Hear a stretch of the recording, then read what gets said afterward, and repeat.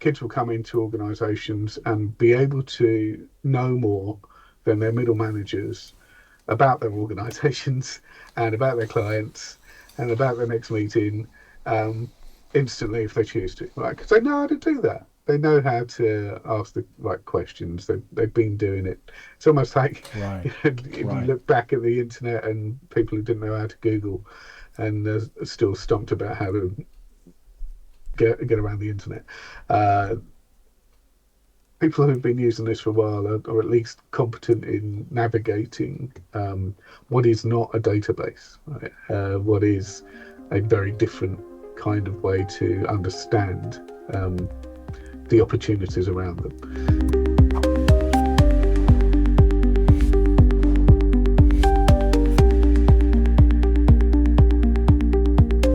I'm here with David Cushman. David, thanks for coming on the podcast. Pleasure to be here. Thank you. So you're with HFS, Horses for Sources. Do you guys call yourselves Horses for Sources still? That was the initial blog, right? And So yeah, now that you're is the HFS. blog.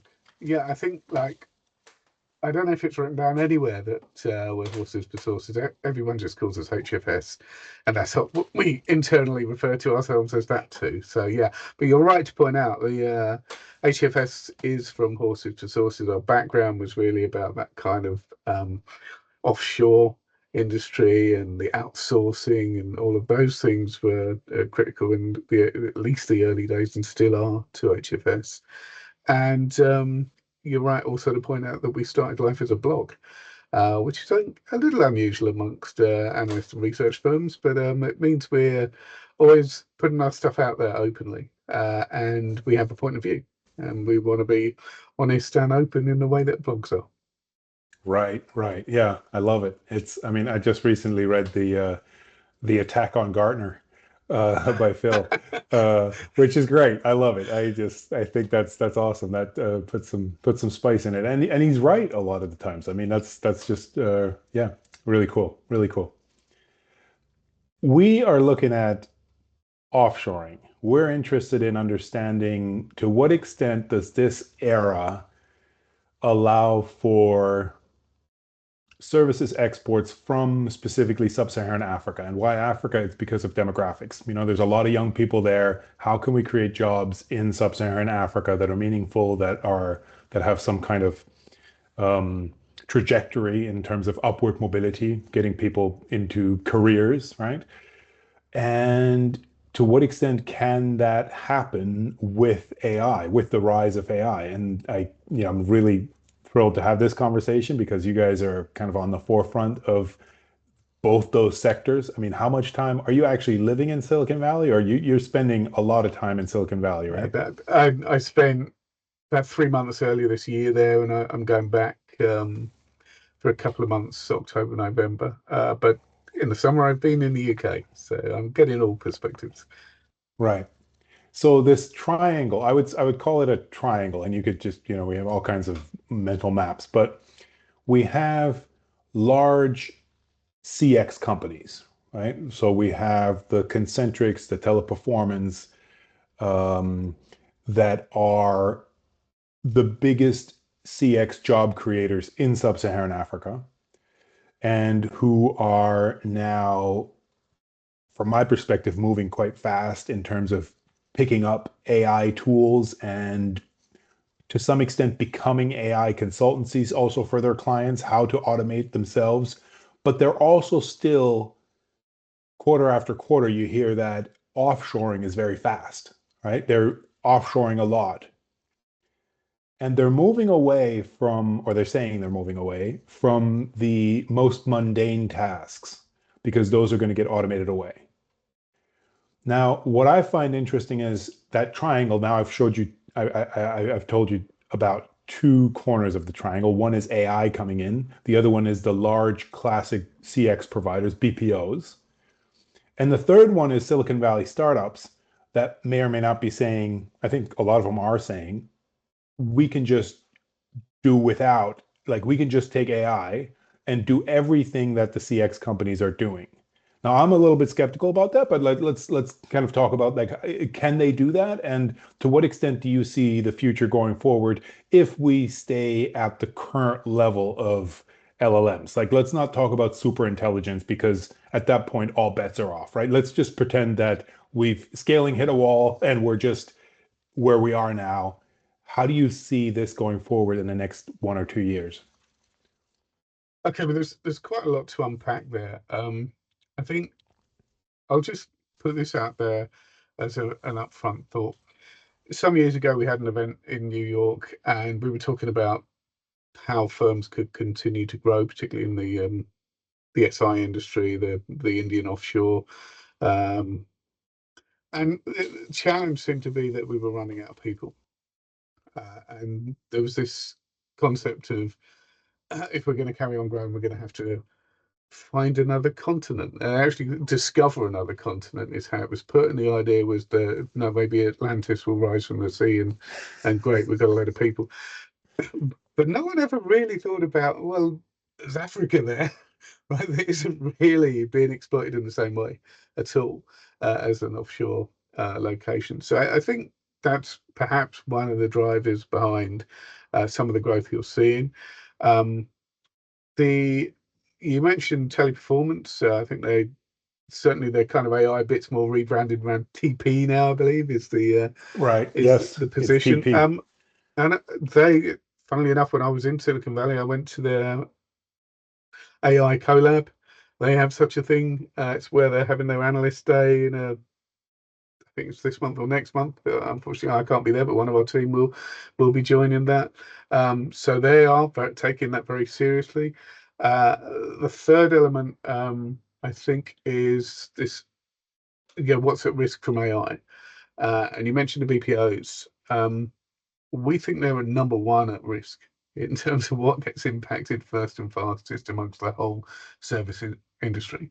It's those guys, and you've seen recent acquisitions, mergers happening. So we expect more of that to happen. This is kind of leading frontier of what gets impacted by AI first and fastest, in our view. Okay, okay. That's a good entry into the conversation because when I listen to the CEOs and CFOs on their earnings calls of these companies, and of course they're putting their spin on and they're making it sound as best as they can, but they also have to stay within their guide and they have to, they have an obligation to be truthful. They actually seem quite optimistic, and the numbers are bearing them out so far. I mean, Teleperformance has 490,000 people, still do. It doesn't sound like they're holding on to them just to keep face. They haven't had to let them go, and they're growing their revenue. I mean, the parts where there haven't been growing revenue hasn't had anything to do with AI. So this whole Klarna idea that we're going to just automate all of this away, even Klarna came out and said, no, well, humans are really important in this age, right? So I'm not saying that won't change going forward, but if you look at ChatGPT 4 came out, GPT-4 came out on March 14th, 2023, right? Now we have August 14th, 2025, right? I don't think many people thought they could do much with GPT 3.5, but since GPT 4, the whole world's been up in arms that we're all going to lose our jobs. And the first line of that would be BPO workers. And it's been 2 years, and we'll get into now whether or not GPT-5 was a flop when it came out. But this Amara's law, right? We overestimate technology in the short run, but underestimate it in the long run. I do have this feeling a little bit. I don't want to lead the question too much, but like this parallel with with the internet bubble a little bit. Like the internet was still important after 2000, 2001. It was super important. It was the most important thing, but not in the way we initially thought, right? It just needed a little, it needed to be corrected a little bit. So correct me there if I'm wrong on my thinking, because so just the essence of my question is Teleperformance and Concentric still have 490,000 people and 440,000 people respectively. And Chris Cadwell on his earnings calls is saying, well, yeah, we could get rid of people really quick. And we have done in the past. Like this is our industry, but we just haven't seen it yet. Like we're seeing that our people are needed in order to help clients implement this technology, and that these processes are actually much more difficult than the Silicon Valley companies think they are, because they've never actually had to do it in their life. They're developers. So super long question, whatever you. Well, I think let's pick up on that last part. There is a reality about making agentic AI work in any organization that is very different from the kind of productivity gains you or I might get as individuals. So, just to quickly reference GPT-5, just before GPT-5 came out, agent mode went live. And all of a sudden, you could actually build your own agent and you could get it to do useful stuff. And it actually did actions. So it would go into your email, providing you let all the permissions go. I ran a thing where went looking based on, learned from my profile what it should look for as potential connections on LinkedIn, went off looking for those people, and then drafted a message to send to them, and then sent them. But all of those actions were all done in an agent, and that was before 5 went live. 5 is now live. It's just kind of stuck that in. So if you ask a prompt, it'll now do all of that reasoning and thinking and working out how to act as well. So that's great for us as individuals. It's much more challenging for companies to make it scale value across groups of humans and groups of processes. We also know that making agents work in the enterprise is tough from a data point of view. We've been doing it for the last 10 months ourselves, gone live. We're in soft launch really mode with our agent, which allows you to, anyone can come to our website and search all of our content for the last couple of years, well, prompt against all of that content and create their own responses to it. And the agent goes off and does agent work to actually compile that. That's a bit different from just having an LLM search, but it's revealed a hell of a lot about the metadata that's required and the breaking down of silos that's required to make all of that work. One leading CTO said to me, and he's an AI CTO in one of the world's biggest systems integrators. He said Agentic is job security for systems integrators. So I think there is so much work to do around it to make it work. Yes, there's plenty of work for humans. Then you've got the aspect though of it making us all super employees. I think that's the win that most right-thinking people would like to see with AI. It's not a job replacement. It's a employee super empowerer. So you get to be able to do more stuff. You get to be able to manage more. And we've got a whole economy now that is starting to shift towards that. I saw very recent data in the UK, for example, showed that the number of vacancies has actually fallen by 5.8% in the last quarter. And so counter to that, which you wouldn't expect, is that the wages, wage rises are still outstripping inflation, just marginally, but they are actually rising faster than inflation. You wouldn't necessarily expect that in a shrinking jobs market, right? You'd expect that it would go the other way. So I think this is a sign of this kind of more for less brackets people economy that's going on at the moment. And I think we would have seen a greater impact in i.e. more people getting paid more.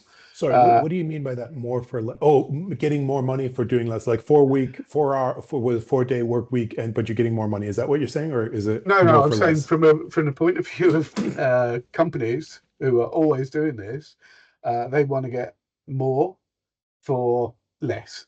Right, so they want to pay less to get more output. Productivity gains, basically. Right. And what I'm saying is that AI is an enabler of that in making superpowering your employees so they are more productive per unit. And then you should then pass on the benefits of that. We should see the benefits of that passed on in increased wages over time. That the reason that's maybe not happening as fast as we should expect is other geopolitical issues that are also suppressing economic growth that would otherwise happen. So you've got basically people feeling challenged by the geopolitical situation, wanted to control costs, 40% reduction in graduate intake in most large organizations over the last year or so. A lot of this is about fear of taking on people and not knowing what to do with them because they think this strange revolution of AI is going to somehow replace a lot of the tasks those people were doing. Now, whether we think they're right is another question altogether. So I think there's also the challenge of you need to bring younger people into your organizations at those lower level jobs so that they can be enhanced and superpowered further down the road. Because if you're trying to work from a baseline, you're only going to get a bit of boost from LLM. You might get average. You're never going to get the people that are going to change how you operate or really think again about how the work should be done, actually do the value add stuff rather than the churn stuff. So it's maybe a strange moment and an early moment in this revolution. And obviously you mentioned like the world of the web and the bubble, and you know what? I think a lot of that was those of us hanging around at that time thought Web 2 at least was going to, or maybe even Web 1, was going to create this new world of, we talked about abundance then, of people sharing information, learning more from each other, much more collaborative world. We expected a flatter structures, all of the things that we think are going to happen with AI. And the bubble burst, and around the same time that people got really hard-nosed about commercializing it. Now, I don't think we've hit that moment in AI yet. I think we're still in the excited to see the shiny objects phase of this particular revolution. And when people get really serious about it, I think you will see massive value explosion. But it's, you know, I posted something yesterday about what that takes. There's quite a big transformational process to go through. And I imagine the rise of some of this technology will take out a lot of old institutions, old firms that aren't as excited about making the change or as able to make the change as the smaller guys that are coming up that are powered from the first word go to be an AI business. They're not even thinking about doing things in any other ways. They'll always adopt an AI approach to solving a problem. That will be absolutely normal. Now, I think this is actually quite good news for younger people, in particular, coming into the market. If they've grown up playing with ChatGPT and others, they are in a much stronger position than the fat middle in most organizations. And you know, you have got people there who are resistant to what this new world looks like and worried about it, as you point out, since GPT-4, people worried about their jobs instead of embracing it. Uh, Kids, I think, just have naturally done it. Anyone who is growing up with this stuff just did it without being told or guided, or they just got into it just as maybe earlier generations grew up with the web and they were just web native. I think you've got an AI native generation, and they should sweep through organizations as they hit them if you give them the chance. So I think we are, you know, very keen on sharing this with organizations. It's not wise to talk about cutting headcount right now. Uh, it might look good to Wall Street. It might make your investors seem more confident in you. But actually, I think it smacks of a lack of imagination. It's where you've stopped thinking about how people can do better, how you can superpower your employees and create more value than it is about productivity hacks. But how, David, how do you do that? So let's go back to the BPO sector, CX especially. Mhm. You have a lot of onshore and a lot of offshore, right? And the way when you say, well, I think geopolitics and the macro isn't exactly the same thing, right? So Mhm. taking the macroeconomic environment, if that goes down, that's usually good for Africa in the sense that BPO isn't the core business of companies, so they're trying to cut costs, so they want to go offshore, right? Yeah. So it's always so a bad economy is good for offshore locations for creating jobs there, right? Now, if that bad economy comes about because of geopolitical issues, that's another story, right? So if you have, is it Gallo, the act in Arizona that's saying, hey, we want to, yeah, total protectionism, right? We're going to keep Yeah. jobs in America. I don't know whose jobs they're keeping there. I mean, if unemployment rate of 4.2% and they're kicking all the people out of the country who would like to do those jobs. So they're kind of trying to keep contact center work in America Mhm. and also keep it away from like there's a part in it that AI has to identify itself when it's speaking to a person, which I think is on a different note is a good thing actually, Mhm. but not to save jobs in America, right? So if we have a downturn, an economic downturn, the way I see it, if you have 500,000 people in a company and you're not necessarily growing your head count, but you could switch your head count, right? You could turn it from an older American or European person to a younger African person, and then initially that's not great for your that's not great for your revenue, but it'll eventually grow your margins as a BPO, right? So this context in there's a question in here somewhere. I'm just finding it. This context in which we are saying, okay, let's not fire people, but in the BPO industry, it doesn't need to be the same people, right? If you can switch to people, that's what offshoring is all about, right? You're taking jobs Yep. away from one set of people who are too expensive and giving it to another set of people who are more price competitive, right? So with new technology, are these younger people in Africa perhaps, and this again, please be strict with me here if I'm just too much out on my wishful thinking, are younger people in sub-Saharan Africa perhaps because, in the next 5 years, people will come onto the labor market who were 15 today, and in 5 years they're 20, and there's a lot of them, and they are growing up with ChatGPT, they're growing up with these aliens, learning their language. Might they have an edge within a larger organization, going into a larger organization? Never mind building their own startups, AI startups. I have some skepticism around that, how good the AI startups are, but we'll get to that next time. But how do you feel about this dynamic between economic slowdown, offshoring, and the opportunity for young people in the global south to actually get butts on seats, even if the overall headcount stays the same or even slightly reduces in an industry? Yeah, well, I think it's just about talent, isn't it? If you've got people who can do the jobs and you can scale their capability, and actually they are adept at scaling their own capability, then you've got a good labor market. And so why wouldn't firms look at going for those sources? I mean, it's why there's so much such an engine for that in India. It's the whole academic setup, the universities and their relationships with those big firms that have been taking people into them since year dot.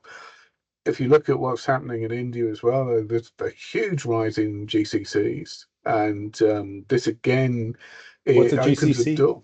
So these are global competency centers or global, basically they're where you are offshoring your capability, global capability centers, I think probably the right way to put it, and you are as a company, rather than offshoring that through a service provider, you're going, I'm going to have a center myself. I'm going to have an AI skills base there as well. We're going to innovate there as well, and it's got my brand on it, but it's in an offshore location, and so you're effectively out creating an outreach of your company, and people joining those are also seeing themselves as joining something, not just a kind of productivity sweatshop somewhere. They're working with and for the ambitions of an organization and can see a future for themselves in that organization potentially.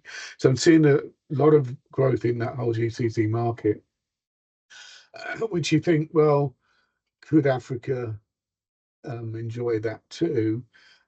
And it would seem it's just about persuading enterprises that there is the capability, there are the skills resource set to actually service that. Otherwise, there's a big investment if you don't think the pool is there. Excuse me. I think that's one big area that that is a lot of hope for.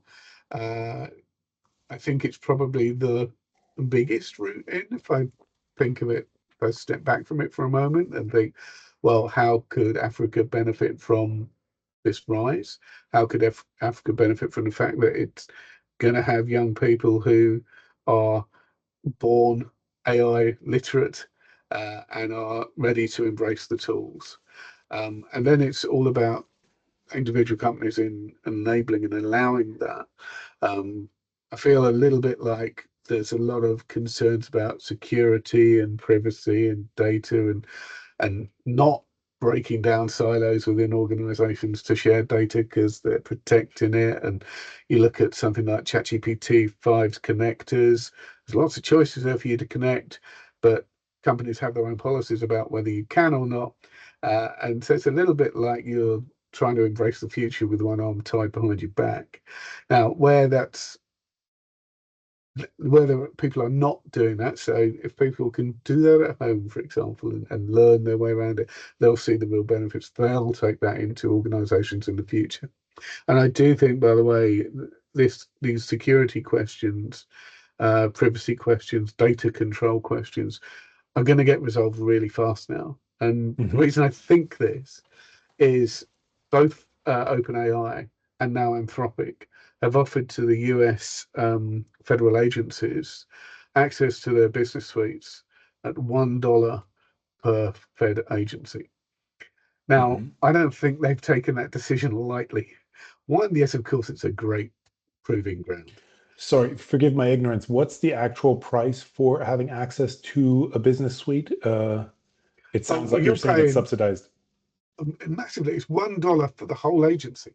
It's a nominal fee rather than so. You know, it's simply go on, have it for free, Uncle Sam. So unlimited tokens, like they can just do whatever they and okay. Well, of course, if you think about how GPT-5 in particular works, it decides what token use you're going to have. So there are some controls from the other side. But my point is that you don't make an offer like that without feeling very confident that you're not going to leak the nation's data. Right? And that's why I think we're going to get to a place very quickly where a lot of this kind of threat and fear around data privacy is going to go away. Yeah. David, you need to get a glass of water? Are you okay? Yeah, I think I've cleared. I've got a glass. Yeah. Oh, okay. All right. Okay. So let me go a different direction with you for a minute, and then we'll come back around to this topic. One thing I like about HFS is this thought leadership in terms of coming up with new concepts, not for the sake of coming up with concepts, or you might be, I don't know, but at least they're sticking. You've done this a few times where you actually said, hey, let's think about it this way, and it got adopted. And the latest is, of course, well, everybody knows software as a service, right? This idea that you can, instead of having to download things, you can subscribe to something that's actually in the cloud, right? So software as a service, that's the way I understand it. Now you flip that around and are as of late speaking of service as a software. And to me, at least, that makes a lot of sense. Can you unpack what that means? What does service as a software mean? And please keep in mind that not everyone is an expert in this field. Sure. Well, it's services as software is how Oh, we're is actually the term. phrasing it. That's the TM. Yeah, yeah. Well, we're attempting to trademark it actually. The the basic idea comes from we roll back a bit. The whole journey of the services industry has been a labour arbitrage model. The whole offshoring thing is about labour arbitrage, and we have noted that the growth rate in the big SIs has kind of declined.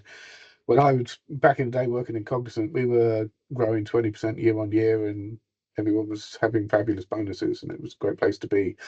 Anywhere where there's a lot of growth is an exciting place to be, right? So But labor arbitrage means going to where workers are cheaper, right? it's basically lowering the cost of a unit price of labour. Yeah, how can I make that cheaper? Yeah. And offshoring was a core way in which that's been done. This hence the argument about, oh, we haven't got enough people, we're running out of that. So, and then you come to a shift, which is where we need to use technology to do the arbitrage. So it's a technology arbitrage play. And this means that for services companies, they must deliver much more of what they do through AI-led software. So a lot of human labour that has been done in the past will be replaced by a technology solution, which is effectively services as software, AI-led. That's the direction of travel. We think Agentic is a step on that journey, a pretty fundamental one. When we first made our predictions about the rise of this market, which we see as a 1.5 trillion addressable market, we were talking about that kicking in by 2030. But literally in the last year, we've updated that to say by 2028, because Agentic is moving so much faster than we had first assumed. So Agentic is here and now, and by 2028, we'll be into this kind of more complete services and software economy. It's it's about shifting two mindsets, actually. You've got the services guys have got to become more software focused. They've got to more think how they can actually deliver. The software guys have also got to think differently too, because they have to start thinking in a much more fluid way. Static software that updates once a quarter ain't going to cut it. We're seeing with Agentic already that it's really about generating something on the fly and not even having to keep it. If I look at dashboards, for example, which was something I was banging on about yesterday just because what has come up in my own workflow that day, we have naturally gone, let's build a dashboard, and that's kind of core in a lot of today's software. But actually, all you need is the information at the right time in the right place. And Agentic enables that through natural language, providing insight right where you need it, when you need it, and democratizing it actually, instead of just having one person with the dashboard just making decisions. This stuff gets spread out much more easily. So there's a shift also in thinking about how you make your software a more like a service. There's work to be done there from the services, from the software side, and from the services side, and we think they will both be fighting over this 1.5 trillion new addressable market. It's still an area for growth, but for example, we were talking about the BPOs. If all they do is continue to provide services from a labour arbitrage point of view, they will see their lunch get eaten quite rapidly by, and you'll have heard the cases, Elvis. I've heard several firms, VCs, private equity, looking at, oh, couldn't we just acquire one of these BPOs and just strip all the people out of it? Because they see ways in which they think they could do much of the work with software now, basically AI-led I mean, software. that goes both ways, right? So Teleperformance also acquired what Emma and Parloa. They've acquired companies that are one for back office, one for front office. The front office one, this is Berlin-based company, is basically, it sounds a lot like ChatGPT with a different kind of voice. It's basically a fully automated bot. So I think TP is testing this out, saying, "Hey, listen, Of course. we're gonna like it ends up in the same model if this works, right? Who buys whom in the end doesn't matter. The business Yeah. is moving in that direction, right?" Yeah, I think from a enterprise point of view, um, they have relationships, and I think this is something that we mustn't underestimate. They have um, install bases, and the idea that an incumbent gets kicked out overnight is not real. But we also have to bear in mind one of the big costs of change for a company to making a decision about let's change our software, for example, is training everyone. Suddenly, I've got to not only install this in all my integrate it into everything I use, but I've also got to train everyone in how to use it. There's big challenge in that. But what training do you need if it's a natural language interface? The interface changes with AI. It then becomes, I just need a solution to this problem, please. And your software solves that problem for you. And so basically what a prompt and agentic is leading us towards right now is ask and you shall be given, right? That's pretty much the model. And that's the direction I think we are headed in. And that is very, very, very disruptive for traditional static software. And that includes all the SaaS, because as you know, they update when they fancy it and sometimes break everything you do when they do so. And for service providers, companies are just looking at, well, how can I get this done faster, more effectively, closer aligned to my real business need right now. And I don't talk about these things as if they're not going to impact my own world. They will. We have to think carefully about what it is we are actually delivering. So you might look at a research and analysis firm and think what we deliver is reports and some advisory and some events. But that's not what we're selling, really, is it? They are just delivery mechanics, and so you have to rethink what those things are in a post AI world. Just as we had to do all this with the web, we had to rethink what we were doing with the web. We have to do with Let, AI. let me challenge you there, though, because I recently heard someone say, I think it was Dakesh Patel, who kind of got from the bullish side more to the bearish side on AI, who said that imagine an average intelligence person, a human, having all that knowledge that ChatGPT has. How many more dots would that person be able to connect just on the basis of their understanding of just knowing all this stuff, being able to very easily connect dots that at the frontier of knowledge that we haven't connected yet, right? Like a lot of times there's research out there about breakthrough innovations happening a lot of times from people who work in an adjacent field, right? So a chemist will make a breakthrough innovation in biology, or a physicist will make a breakthrough innovation in an adjacent field. So this idea of being able to connect the dots, right? Now, having this phenomenal tool that you and I use every day, it still doesn't come up with these breakthrough innovations. So in the sense that, and this is his point, not mine, I'm just copying it, I'm just kind of sharing it with you to see if you agree or disagree to what extent you can buy this, is it's actually really, really not smart. I don't want to say stupid, but it's really, really not smart in a sense. On the basis of all that information it can draw on, it only ever gives us quite much. I mean, this is the next topic we can go into. How good is ChatGPT 5 actually? I've tried it in my realm.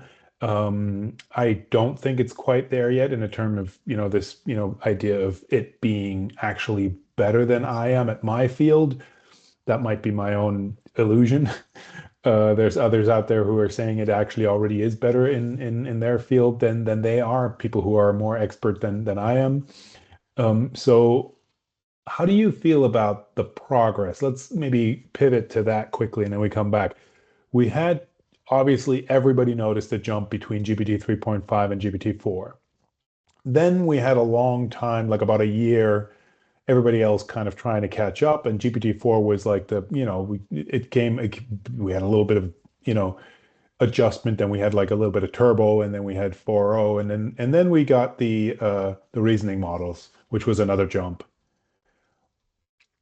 But is the speed of progress, the velocity of progress, is it getting faster or slower? Because you said you changed your mind in the course of the last year. And I would imagine over the course of the last year, I saw maybe a little bit of I don't want to use this Gary Marcus, we've hit a wall kind of idea, but we've maybe the jump between 4 and 5 isn't nearly as big as the jump between 3 and 4 was. And so it's not just going to run away, right? The analogy that comes to mind is in the 1980s, we thought Japan was just going to run away. Japan was just going to be like, move past the United States. And I mean, Japan hit a wall. Maybe there is a frontier of knowledge that isn't so easy to get past, right? So for us to have superhuman artificial intelligence actually takes a lot more than we think currently. We might be in that 1956 moment where we're saying, oh, we're going to have AGI over the summer, right? This Dartmouth conference, they said, well, we're going to just put an intern on it and we're going to have superhuman intelligence very soon, right? We might be in that window again where we're saying, yeah, we have it in the drawer. Altman's been saying that for a while. Yeah, we pretty much have AGI in the drawer, and the world better get ready. Are you seeing that? What is your trajectory? And I know I'm asking you to wildly speculate, but please do.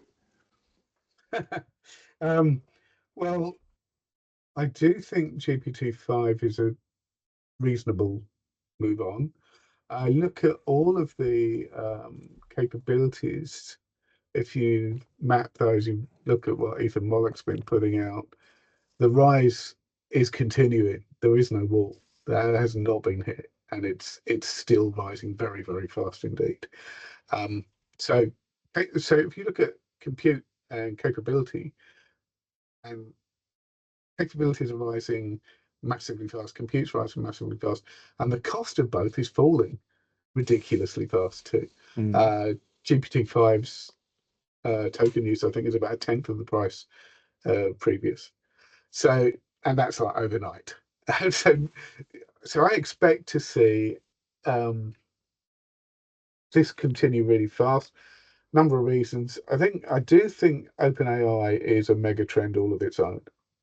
And we need to have it on our risk registers in that way, because they are looking for another 200 billion of valuation in order to continue to invest in the very best humans. And we'll get back to the human point in a moment, right? To continue to scale their lead and continue to buy up in advance the GPUs they're going to need to be able to keep scaling, and the data warehousing and the sorry, not the data warehousing, the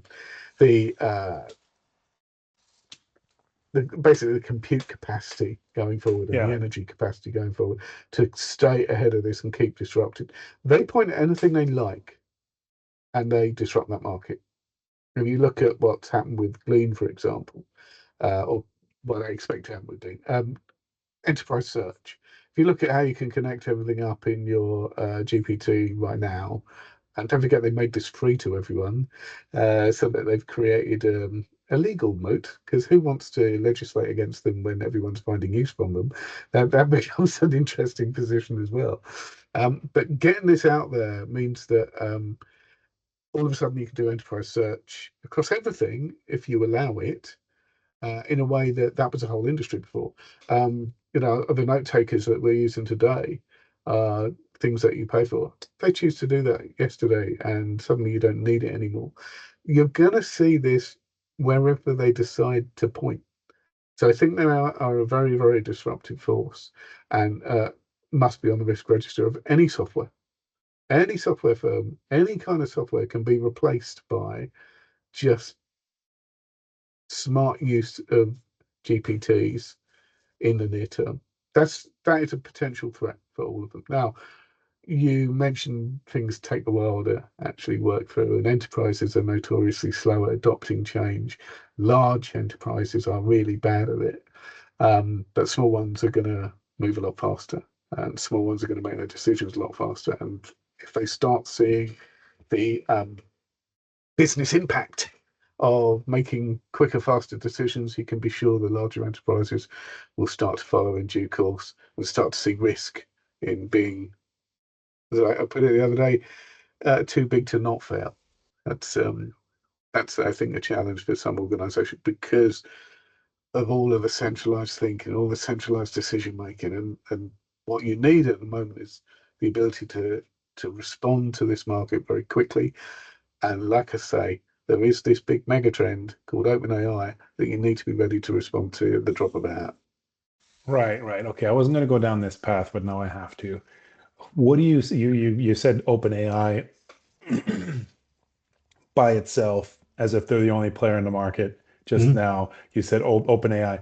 Where do you see the difference? So I think the big two ingredients would be, well, data is the third, but compute and talent, right? So if you look at, I would say, XAI in the sense that they have a lot of money and they have also still, he might have disgruntled some people in terms of his politics, but he still can persuade people to come work for him. That would be, I would think, an interesting challenger. And then, of course, what Zuckerberg is doing at Meta, whether or not that works. But if talent is that big of a deal, I'm sure he's also got somewhat deep pockets. Uh, and then, yeah, of course, we've got Google and Anthropic. So between those four, and then maybe one or two over in China, where do you see how far away are they from OpenAI, and what are their chances? That's a really tough one to call. There's an argument that Silicon Valley, full stop, is just so far ahead of everyone else. It doesn't really matter. You'd have to have a step change in policy in China for them to really be able to catch up. And of course, you've got Okay, really? the whole drive. Well, there's so much control on the Chinese AI industry. Honestly, Yeah, they have to yeah. prove everything to the authorities about the sources of all of their training data, for example. Everything. They have to have everything openly available. So they're actually much more controlled and regulated than we are in the West. Now, I know there's loads of new regulations coming in around that, and we can talk separately about how I think companies need to respond to that. But um, I do think there is such a capital and talent and basic infrastructure advantage in Silicon Valley that you'd be a little foolish to look beyond that in terms of where dominance is going to come from. Um, and there's so much kind of drive in that direction. The US sees this as some sort of existential battle of wills here. You know, it wants to and is demanding to be world leading in this, and in the same way, a little bit like the internet. You know, everyone adopt our protocols. They're kind of pushing out, do it our way, or get run over. Get on the bus or get So run you've over. you've narrowed it down to the Silicon Valley firms. Did I miss one? So I've got as runners up, I've got Elon Musk, Mark Zuckerberg, Demis Hassabis, and Dario Amodei. Yeah. Who's closest to touching OpenAI, and how far is OpenAI away from them? So it all depends on will, really. And talent. You pointed out. I think Meta are trying to catch up on the talent front. Um, and I will say, we mentioned a little earlier this kind of are LLMs as smart as humans yet, or are they getting close to? And it's different kind of smarts. Right? I think there are elements that humans are uniquely good at that LLMs aren't, because LLMs are essentially trying to give you a solution all the time. We're trying to crush down to an output. Uh, the reasoning is trying to extend that, so it's getting a little bit more frontal. but it's not there yet. And the thing you were mentioning about connecting the dots is one I absolutely recognise. Humans are uniquely brilliant at connecting things that an LLM wouldn't consider putting together. It's our ability to connect those kind of weak signals, I would call them. And there's the LLMs are good on strong signals, on patterns. We're good at randomness, picking out something from over there, something from over there, and pulling that together. Right. And I think, and honestly, if you look at someone like Phil, our CEO, he's a bit of a genius for that. Yeah, this is why we come up with these new narratives that people get behind, because we're able to see those weak signals and pull them into a strong narrative. That LLMs can't do. I also think LLMs are not great on integrity. They don't care whether you trust them or not. Right? They just they quite like that you like them. Humans are much more about one-to-one trust, and that's how we build networks, and actually how we're going to coordinate our ecosystems of networks, which is going to be really, really important, by the way. It's all through humans. It's all through human relationships that someone might want to work with X company or try something else. And it's also, I think I've mentioned this to you before, when we talked about the sniff testing, being close enough to your subject matter to be able to give it the sniff test. That's part of your integrity. It's part of your almost intuition that is not available to an LLM. So I think there are lots of, it's why the talent piece is so important. You have to have people with all of those skills that are different and distinct from what LLMs do. Everything the LLMs can do, and I think it's about 95% of knowledge work they can do to 95% capability. As you point out, they're never going to do the thing that makes you really excited and makes you really shine. That's going to come from that human element on top. But we've got to recognize that. And firms have to invest in that. You've got to invest in what I call the human premium, those three I's. That's the imagination in particular, but also the integrity and the third eye. We'll talk about later. But the imagination piece is where it all happens. It doesn't matter. So I've got a great tool. I've got this GPT, right? Brilliant. So what? I'm just going to sit staring at it until what happens. I've got to give it something to do. I have to have the imagination to set it off on a journey. I have to give it a goal. And that piece, we haven't really trained for or taught for maybe 2 generations, because we've been so focused on problem solving. And actually, we need to be focused on problem finding as humans to be given a real advantage. Because you know what? Everything else, all the 95% of what everyone will do, and the lowering costs of compute and organization and all of the things that these things can do for us, that makes every company alike. It's a race to the bottom. I'm afraid a lot of firms are going to have to invest a lot of money just to be in the same boat as everyone else. They can't be in the ocean drowning. They do have to be on that boat. So I'm not dismissing that. You really got to go on that journey. But you won't distinguish yourself that way. You won't have a competitive advantage that way. That comes down to your human premium. That comes down to investing in what humans uniquely are capable of doing. So I do think there's fantastic opportunities for humans from this AI revolution. We just need to embrace it. And this is from an individual's point of view. You got to be using this stuff every day yourself.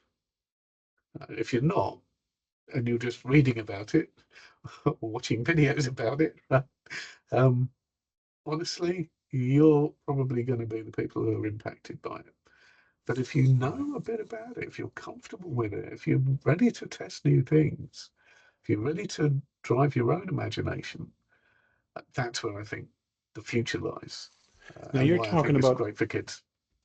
right. So, but you're talking about application, right? So I think the human capital, the spectrum of human capital that we have, at the lower end, we would have a BPO worker who's just doing the very commoditized work, reading off a script, right? that is this kind of stuff that can be automated and is being automated, and that the big BPOs are moving away from, to just say, okay, we're going to automate, we're going to shed labor at that end, right? Then you have the middle spectrum of BPO, that the core business that we will get to, what AI means for those people. And then you have the top 8% of BPOs that are becoming implementation consultancies, right? These managed services. How do we help our clients automate? And how do we win further work from that actual task? How do they trust us that we understand the processes better than they do? And we help them. It's not a one-off thing that you just plug and play, but you just help people. So that knowledge of uh, implementing, of using, of applying I would say is a different kind of knowledge than the knowledge that you haven't answered my question about the runners up to a OpenAI. The kinds of people like the Ilya Sutskever's who are, being passed around for billions of dollars, no, millions, so hundreds of millions right now at this moment.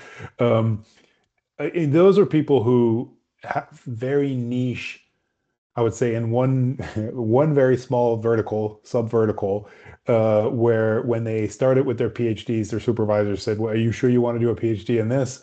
Um, these are the kinds of people who are now come out on top because they're nerds in the one tiny little field that happens to now rule the world. Uh, I think so. I think there's a difference there, and let me try to unpack it in real time in the BPO sector.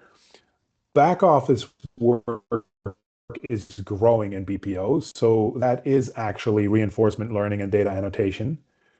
And front office work is maybe shrinking or staying the same. And in terms of headcount, I'm just talking about headcount, right? Because remember, my mindset is all about creating jobs, right? Not so much about growing in terms of revenue. Back office work is also growing in terms of revenue. So growing that expertise of becoming that consultant that can help a client automate, and becoming that expert in the back office that can kind of learn the basics of, I don't know if reinforcement learning is the basics of machine learning. I don't know either of those things. So I'm just kind of thinking, if you can build that human capital, like a 20-year-old in Ghana right now or in Rwanda who is starting out at a BPO, who's trying to work their way up into becoming that top 8% of the firm, the people who will stick around, and that 8% will grow to hopefully 60% of the company in the coming years. What's that trajectory? How do you learn that human capital? Because I do think there's a difference between, saying, well, we need people, we need human capital, and measuring that by the types of people who Zuckerberg is now buying for hundreds of millions of dollars. I think that's a group of maybe 500 people on Earth, maybe 1,000. It's not something I'm going to tell a 20-year-old Ghanaian to say, hey, like, let's go after that. Or maybe that's something to do on the weekends to try to go after that because the head start isn't that great yet. But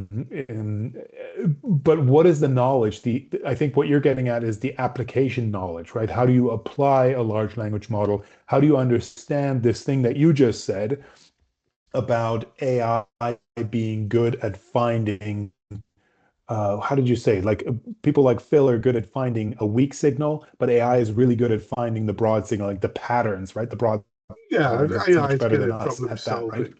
Yeah. So this is how I think kids will come into organisations and be able to know more than their middle managers about their organisations and about their clients and about their next meeting instantly if they choose to, right? Because they know how to do that. They know how to ask the right questions. They've been doing it.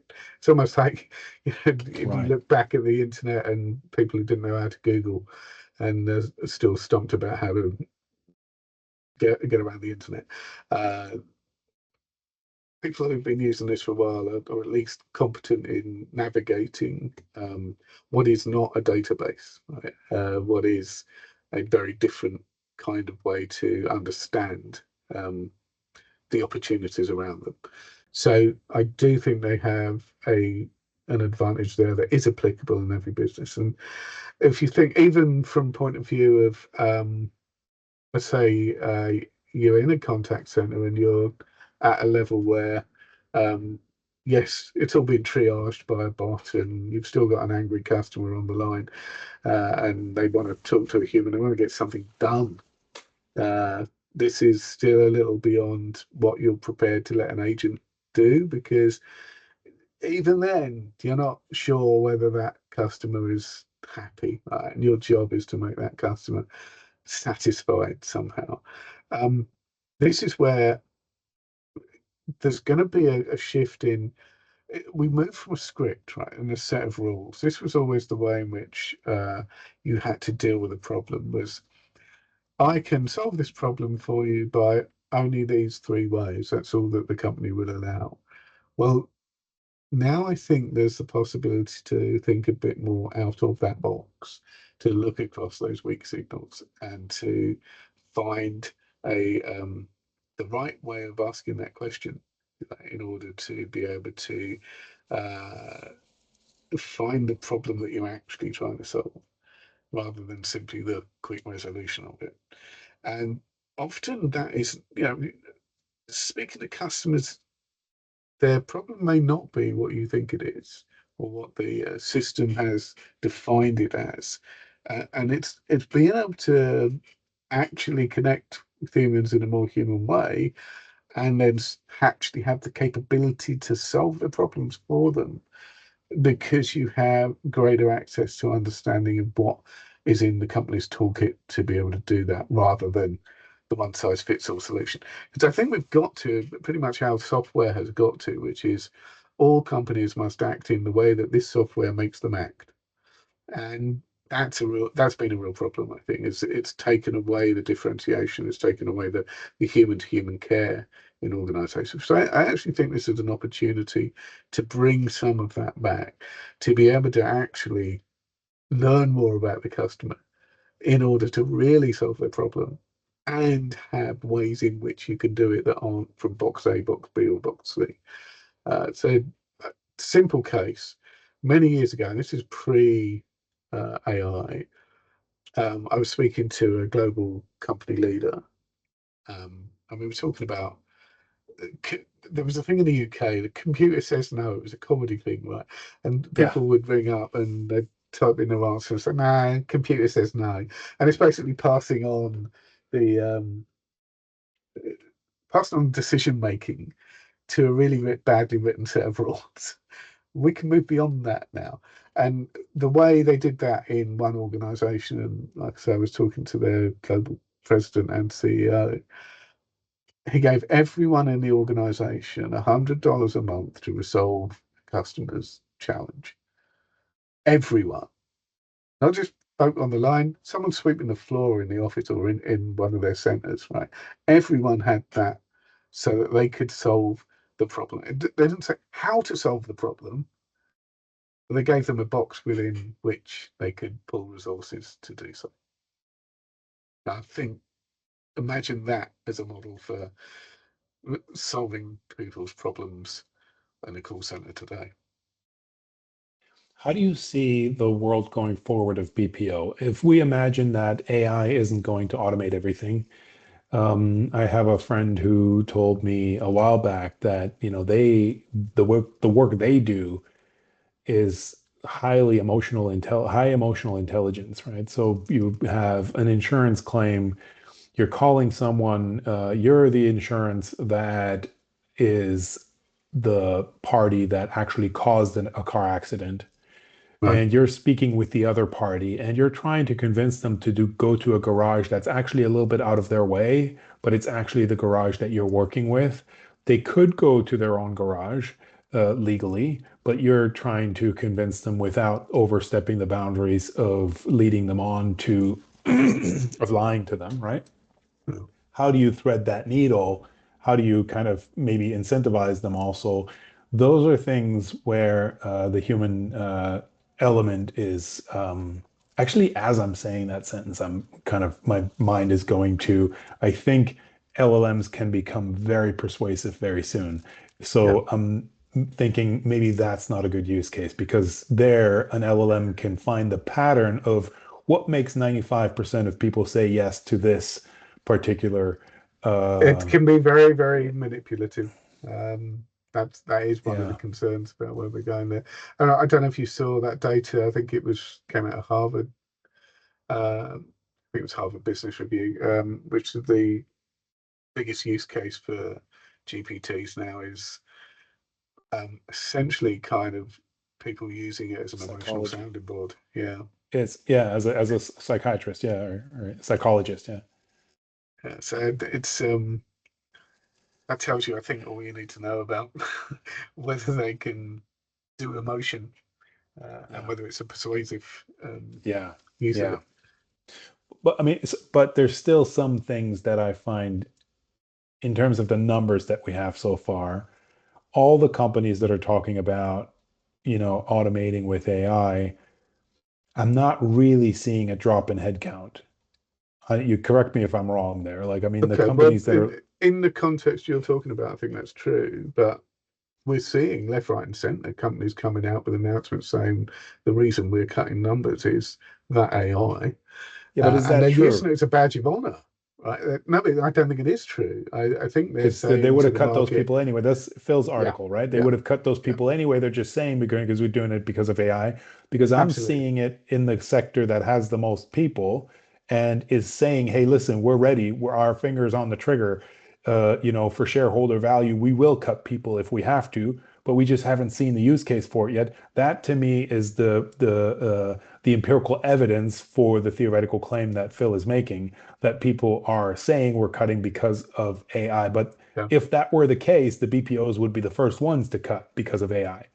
Yeah, I mean, I think if you use AI smartly, you shouldn't be cutting jobs.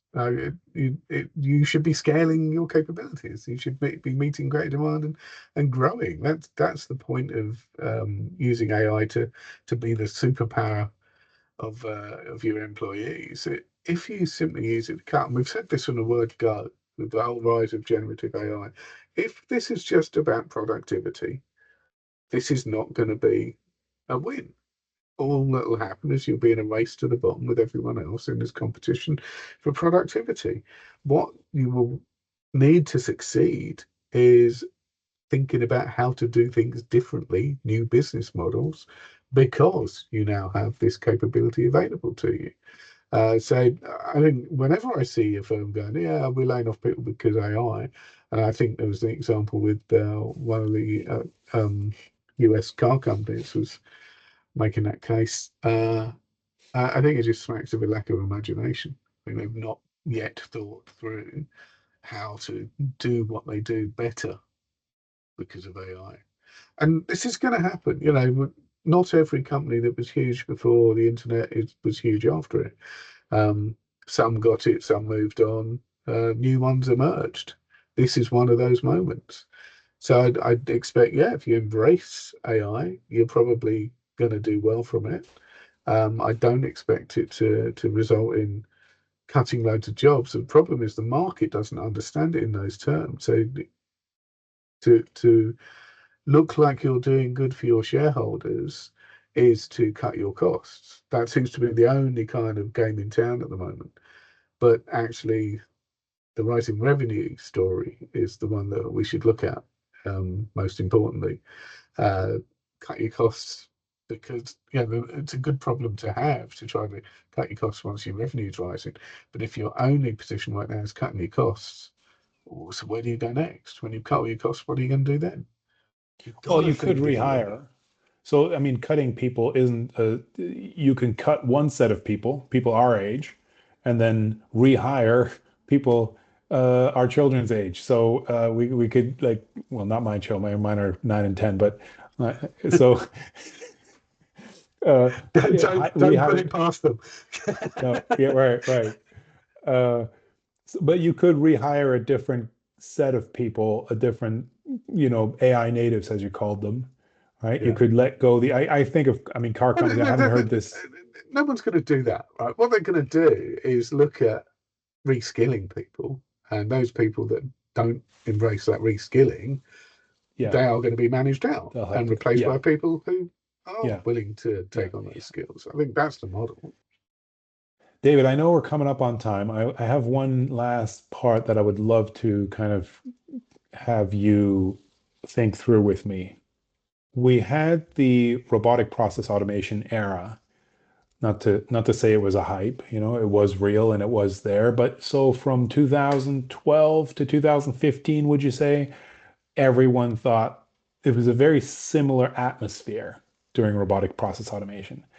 Now, I don't want to fall into the trap of saying, well, because that was hype, this is also hype, right? I'm not saying that. But what I am saying is there are parallels in the sense that how Yeah. excited we get about a new technology in the BPO sector. How do you see this different in terms of, or the same? How do you see these parallels? Because you've been around also. So I'm kind of like you, for you, this isn't so long ago. Some people in our industry don't remember this. This was Mm-hmm. actually very recent that we had this whole wave of thinking we're going to automate everything. And what happened, and then I'll let you answer, just what happened to my understanding was that because customer experience isn't the core business of many companies, that's where you can try to cut costs, even if it's not getting better through robotic process automation or AI today.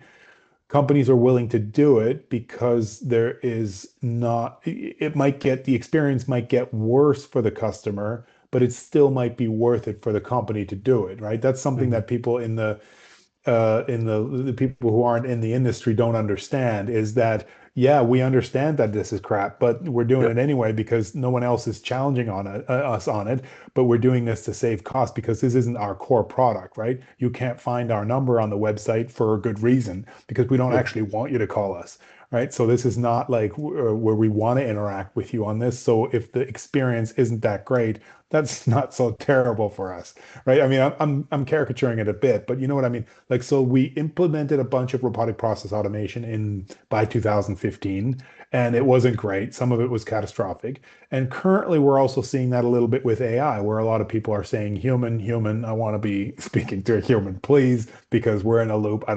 You don't understand me, and God, I hate this thing, right? So walk me through that parallel. Where am I right and where am I wrong on comparing those two?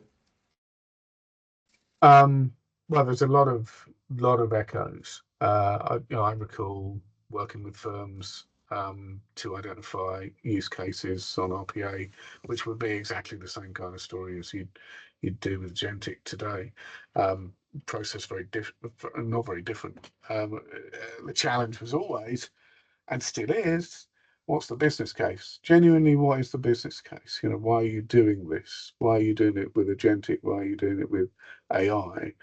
As opposed to RPA, or as opposed to ML, or as opposed to humans, because then you might actually get what you want more effectively. So there's the risk of, which I think we saw a bit of, kind of um, CEOs coming back from conferences, having heard about RPA and directing their teams to get some RPA. Right? Um, uh, Now people are coming back from conferences having seen a demo of. Now I've seen demos by CEOs on stages getting things into live environments in 10 minutes that are effective in the insurance industry, for example. Why wouldn't you come back from one of those and go, we better get cracking with this, guys, just go off and do some? And I think there's a lot of that has gone on. So you've hit a lot of POCs and pilots, and some breakdown because the business case wasn't well enough thought through in the first place. So that challenge doesn't go away. I think there is a step change difference in kind of the communication, the emotional desire to speak with something.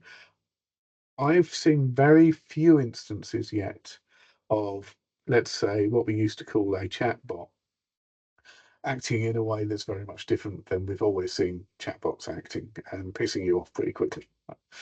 The one difference, I think, was AWS when I had to, because they are very, very difficult to get through to any kind of human. I actually mean Amazon, not AWS, the shopping experience. Their bot, I thought, was pretty good and delivered what I needed and understood. So there's an Was it a bot application or was it level. Mechanical Turk? Was it No, was no, it the this human in the box? I don't think so. But the point is, on all of these things, you've got to have a point at which it can flip to a human in order to resolve. We know that. Why is this different from RPA? Is the technology is significantly superior. The costs are coming down all the time, which we didn't see happening with RPA. We saw the costs kind of being static, and so you had to be able to, and the capabilities weren't rising massively either. What you have with AI is a very different paradigm from that point of view. We're now seeing better and better and better capability. You know, there's an old line: AI is as bad as it will ever be today. It's going to get better and better. It's also as expensive as it will ever be. It's going to get cheaper and cheaper, which raises all the pricing challenges. I think we're a little bit like, I said this to someone the other day, when I imagine when electricity came along, and as a factory owner, you were deciding whether you were going to switch over from steam to this new electric thing. Probably you had a similar set of questions like, well, how much does it cost to produce this electricity? Where are you producing it? How are you producing it? And how does it get to my machine to make it to? And in the end, no one cares anymore. They just flip the switch. And I think that's where we're going to get to with AI, is where it'll become so ubiquitous and so in everything we do. We won't even talk about it being a challenge. But it's right now, it's you're still an early factory owner thinking about whether you should switch out the steam engines and bring in the electricity. And that's quite a big ask of a factory owner when they haven't seen it done in many other places. But I think that's why we're seeing a little bit of delay in massive take up. But I think agents in particular open the doors a little faster because of the control they give to organizations. They control what goes in and out of the LLM. So you've got much more, there's much less of a black box about this now, at least at the interface level. At least I control what I want to ask, I control what I want it to do, I can set the parameters, I can set those guidelines, and so that can give me confidence. And if I have confidence in that, then maybe I can trust agents to do more work. And a caveat I always like to play back is, um, how much control do you think you have over your human organization right now? Now, you genuinely, is every instruction you put out there carried out to the letter by every human? I don't think so. I think we've got to hit ourselves a little with the reality stick and take a few more chances with AI. Yeah, maybe. But there's that element of common sense, right? So the reason, and I'll just give you this anecdote before I go to my last question, if I may. The reason I was underwhelmed by GPT-5 was that, and I initially used it at the very beginning where we didn't have, I did use GPT-5 thinking. Mhm. Now, what I did is I was writing a section of a paper and I was giving it all the content, all the context, long prompt, voice message, long prompt, and I gave it the introductory. I'm writing this five-part piece right now. So I gave it the introductory section to say, okay, here's where I want to go. Here is the draft of my current section that I'm working on, and this is the open source the information that you should draw on, right? I don't need to upload those documents because you can find them on the internet. It did all of that pretty good. There were two caveats, one small one and one big one, two things that turned me off. One was it was using the publicly available sources and it was quoting people in those sources by saying the not so interesting things. It was just quoting like they weren't random quotes, but they weren't great quotes, right? That's just a weakness. That's what I would see from also from like a student assistant, right? Like writing a first draft. What I wouldn't see from a student assistant is the other problem that it made, the other mistake it made. It quoted from my own draft paper that I uploaded. Yeah. It said, as one analyst said, and then it quoted, and then I clicked on the source and it quoted my own Word document. Now, every student assistant would understand that if I'm asking you to help me write a draft paper, you can't quote from my own draft, Yeah. right? That is something that is so banal and so dumb. Even though the thing is so smart, every student assistant would understand that we can't quote from our own draft, even though I told you this is my own draft, right? So these are things where, okay, this you may downplay this and say, well, this doesn't happen a lot. But that kind of mistake, if that happens going out customer facing and the customer tapes that call and puts it online and says, look how ridiculous this is, you know, Virgin Airlines or Lufthansa is telling me this stupid thing, and it just goes viral, that can be devastating. And that's why companies are, I think, I don't really buy that argument that when we're saying, well, you're not using AI enough because you're not ready for it. I think they're ready for it, but they're not using it because they're scared of one of those instances. I mean, this was one shot with me. Like, it did something that was really not okay, to quote from our own draft and calling ourselves one analyst, right? You can't do that. Everybody knows that, right? So this is just an example I want to give for, like, and there's Yeah. other examples out there in the wild, right? Oh, I've seen all sorts of examples, but I've also, whenever I've seen something like that, I've then trained it. You know, you just tell it not to do that, and it now there is a memory, and it would not do that again. So it might make the odd mistake, but you can steer it pretty quickly. I just think to you know, at You can some call me level, a Luddite. what we'll say is don't let that stop you. Don't Yeah, forget yeah, yeah, also that when you were trying this, probably in the same period that they were still messing around with which model they would be using. could You be that didn't I know, was, yeah, actually. This is one of yeah, the big problems there's been a lot of feedback about, is that yeah. you're not telling us what model we're using anymore. You're choosing for us. And they'll optimize for token use, of course. You're right. This And might now already I have be an outdated. overriding one. Yeah, Yeah, and I have an overriding one that always says, don't worry about the token use. And that's yeah. in my kind of standard It's your prompt engineering. prompt. Don't worry about Yeah. token use. Think hard. Exactly. Just use all the tokens you need to solve this problem. Yeah, Because I'm paying on a seat model. yeah, It's different yeah, if you're an enterprise paying on a token model. Um, so I think we shouldn't. You look at the 6 and 7 finger images we saw not so long ago yeah. compared Those are gone. to the closer perfections we have now.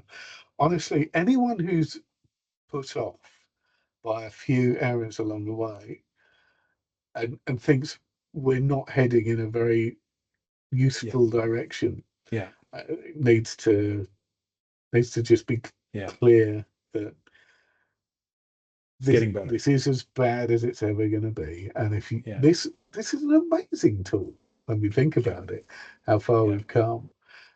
So yeah, I see all the kind of negativity and people trying to say, oh, I'm super smart, and it's not. Well, look, I don't think we're that close to AGI. Honestly, I think because of little things like you've mentioned, that I think as Jan LeCun talks about, hoping that it'll be as smart as a 4-month-old kitten by the time he retires, because they are working and moving through an environment and making choices about environments. That's really actually quite smart, a 4-month-old kitten.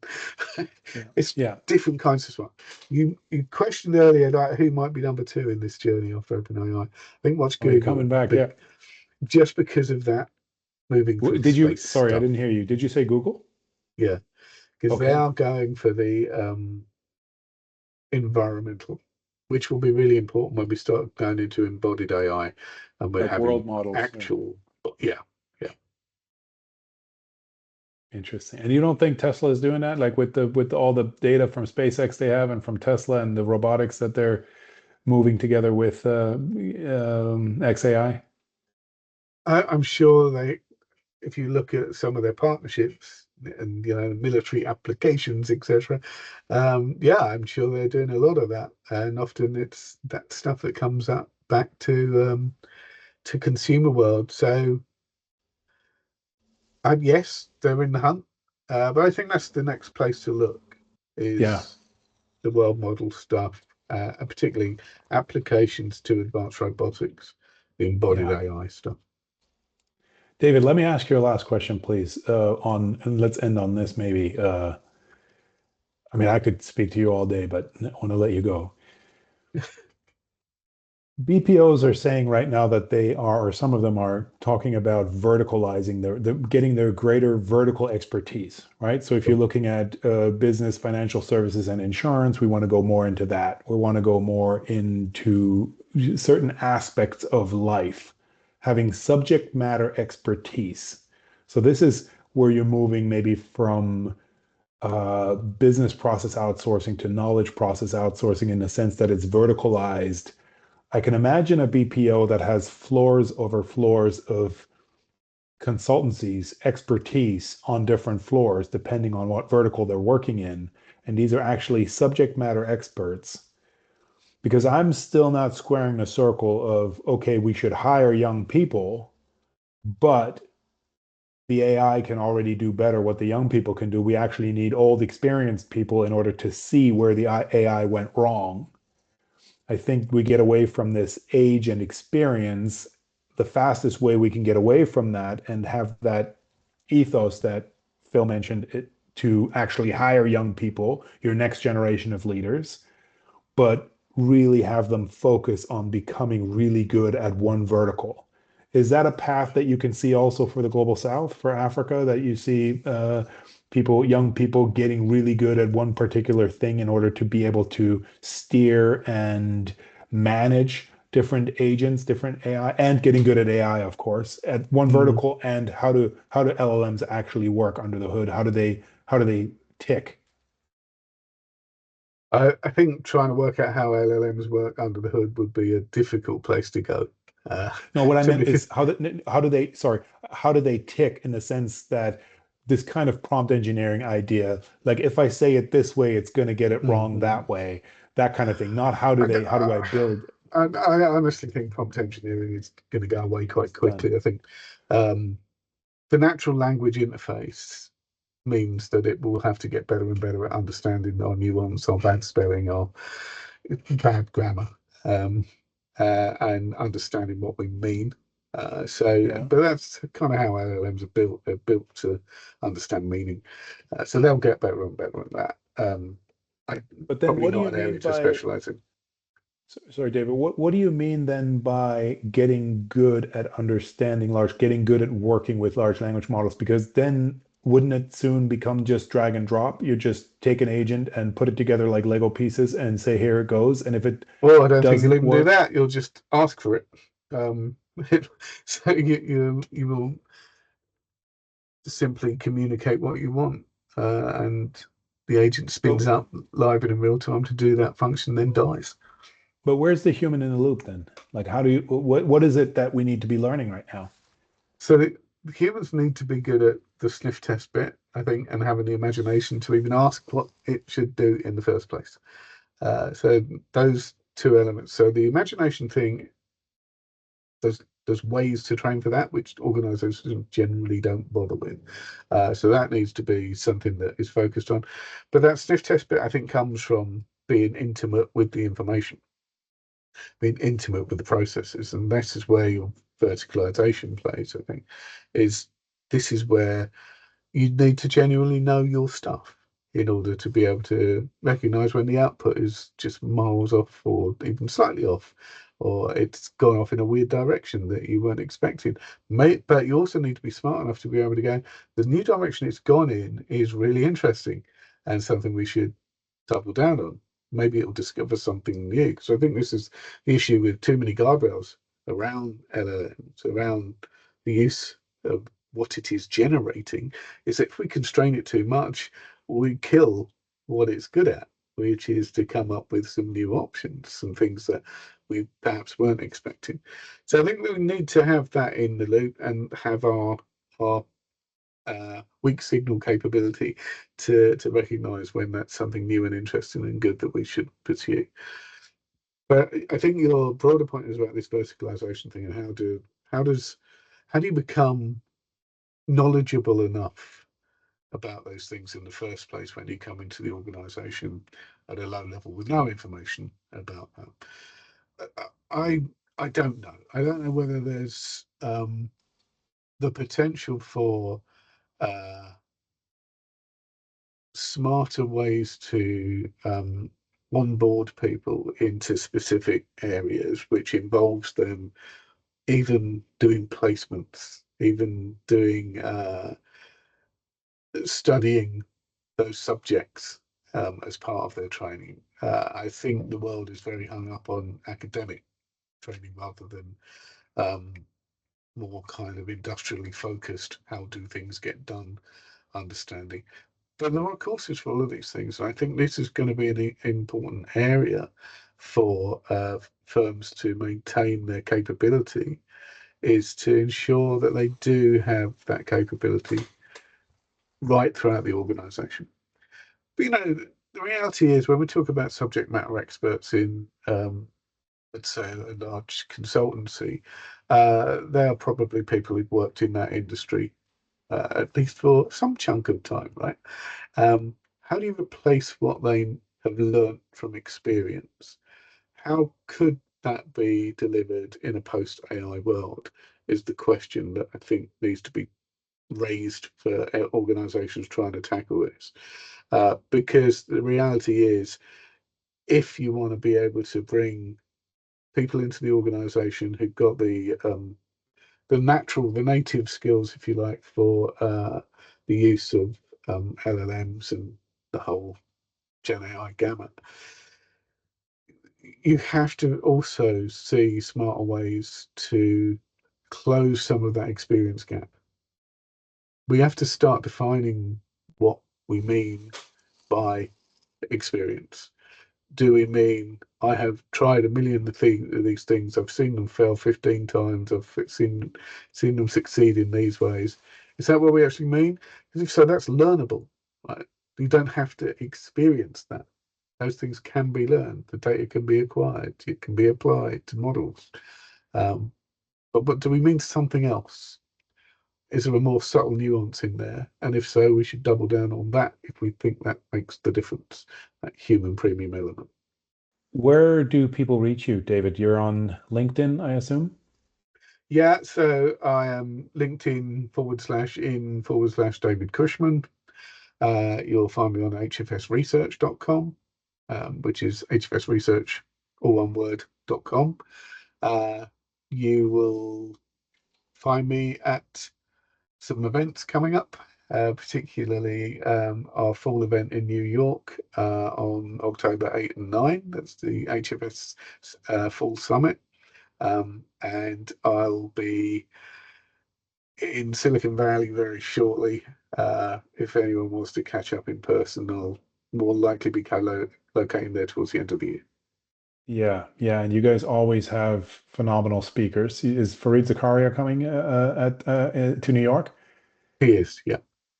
And who else do you have there? You have a I phenomenal think lineup there. Scott Galloway's back again, and we have a number of current and former CEOs of large SIs. It's going to be thoroughly entertaining and challenging. I think it'll be our events are they're invite only, so you have to apply on our website to be able to come. They're very much targeted at enterprise leaders. So if you're an enterprise leader in the world of and just worried about or thinking about or applying AI in your organization, our event is all around this shift to services as software, and how this stuff is actually happening now. It's limited to only about 250 people. So I'd recommend, if you're interested, go to the website, sign up today, and be in New York on October 8-9. Nice, nice. David, thanks for doing this. Pleasure. Take care. Great, great. Take care. Thank you.